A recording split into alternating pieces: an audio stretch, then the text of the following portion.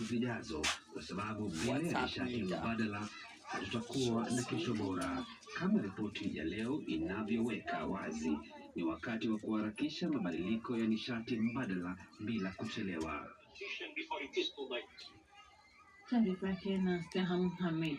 Ripoti kutoka Nigeria inasema watu wenye silaha wamewateka katika barabara kuu kati ya mji mkuu Abuja na mji wa kaskazini wa Kaduna. Barabara hiyo yenye shughuli nyingi ni maarufu kwa mashambulizi ya mara kwa mara ya magenge yenye silaha ya utekaji nyara kwa ajili ya fidia katika eneo hilo.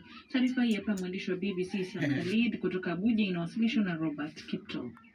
Walioshuhudia tukio hilo wamesema kuwa watekaji nyara hao walifunga barabara jana jioni na kusababisha msongamano mkubwa wa magari, kisha wakaanza kufyatua risasi na kuwateka baadhi ya raia. Sasa basi kesho uje nao basi paka hazina afu umeteo shambulio hilo na kukabiliana vikali na watekaji nyara hao.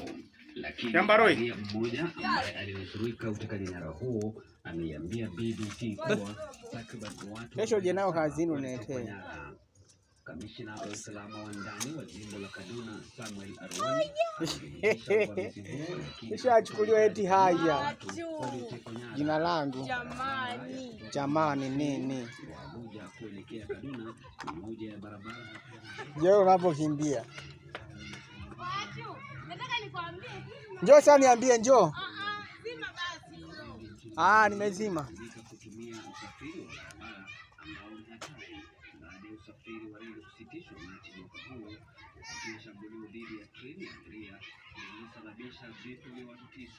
Idadi kubwa ya abiria waliotekwa nyara katika shambulio hilo wangali wanazuiliwa na magaidi hao. Utawala wa nchi hiyo unasema kuwa